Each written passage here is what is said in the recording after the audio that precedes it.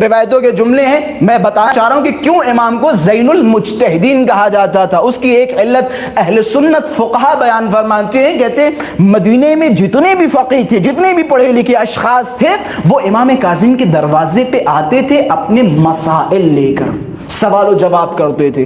ابو حنیفہ اہل سنت کی بہت بڑی بیس ہے, 4 اماموں میں سے ایک ہیں. حنفی جن کی پیروی کرتے ہیں, ابو حنیفہ صاحب امام صادق علیہ الصلوۃ والسلام کے گھر پہ تشریف لائے. صلوات پڑھے محمد و آل محمد. بس تھوڑی سی توجہات کا طالب ہوں, پھر آپ کی زحمتیں تمام. یقیناً یہ رحمتیں ہیں, وہ الگ بات ہے کہ ہم لوگ زحمتیں کہہ دیتے, اور خدا کی قسم میں یہی سمجھتا ہوں کہ اس سے بڑی رحمت ہماری قسمت و نصیب میں ہے ہی نہیں, جو ہمیں فرش عذاب پہ آ کے ملتی ہے, فرش محفل پہ آ کے ملتی ہے, جہاں ہم علی کے فضائل سنتے ہیں اور اہل بیت کے فضائل و مناقب سنتے ہیں. اس سے بڑی کوئی رحمت نہیں ہے. خلاصہ ابو حنیفہ صاحب چھٹے امام کے دروازے پہ آئے, کچھ سوالات لے کے آئے, بڑی لمبی فہرست بنا کے آئے کہ امام صادق سے ہم کچھ سوال و جواب کریں گے.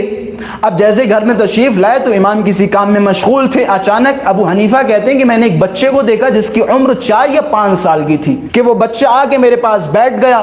تو میں نے اس بچے سے کہا, میں نے کہا تمہارا نام کیا ہے؟ کہ موسیٰ. کہ کس کے فرزند ہو؟ کہ جن سے تم ملنے آئے ہو. کہ چھٹے امام کا بیٹا موسیٰ کاظم علیہ الصلوۃ والسلام. ابو حنیفہ کہتے ہیں کہ جب میں نے سنا تو میں نے کہا دیکھوں ان لوگوں کے پاس مشہور تو یہ ہے کہ یہ کہیں مدرسے میں نہیں جاتے, کسی مکتب میں نہیں جاتے, کسی اسکول میں نہیں جاتے, کسی مدرس کے پاس نہیں جاتے, کسی ٹیچر کے پاس نہیں جاتے. ان کے پاس الہی علوم ہے جو منتقل ہو کے ان کے پاس آ جاتے ہیں, کہ دیکھیں آخر آزمائے ان کے پاس ایسا کچھ ہے یا نہیں.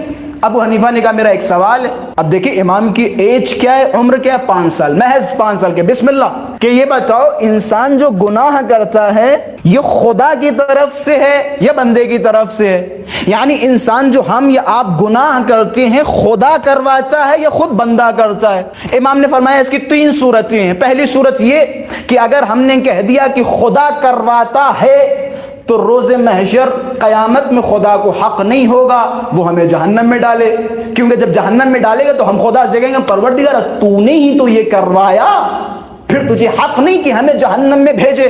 پھر مولانا نے فرمایا دوسری صورت یہ کہ اس گناہ میں خدا بھی شریک ہے, بندہ بھی شریک ہے, کہ یہ اس صورت میں بھی غلط ہوگا.